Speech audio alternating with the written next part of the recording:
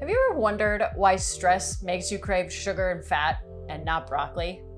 Well, I'm about to tell you. From the audiobook recording studio, it's finally out in the audio version.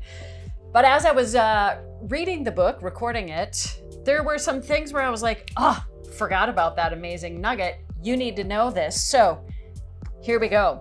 Okay, cortisol's job is to replace lost energy during the fight or flight process, and it means business.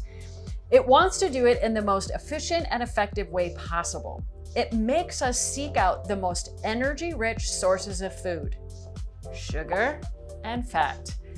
The reason we crave comfort foods such as chips, cookies, fast food, burgers, pizzas, and chocolate when we're stressed out is that Sneaky Pete is on the hunt for calorie-rich foods.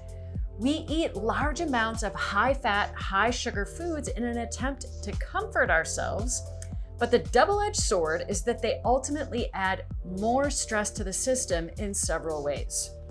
First, eating excessive amounts of food results in excessive amounts of glucose, especially when the food is high in sugar.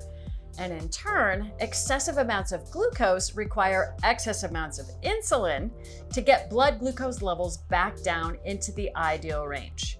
And you know what happens next? Insulin sensitivity decreases. Maybe you didn't know that that's what happens next, but now you do. And more stress is placed on the pancreas. To add insult to injury, much of this excess glucose is processed and stored away as fat around the abdominal region. Excess fat, particularly around the midsection, also places more stress on the body's joints and systems. So if you want more tips on how stress is affecting your nutrition, how it's affecting your sleep, how to combat stress, get your copy of The Resiliency Revolution, now on audiobook, paperback, or digital.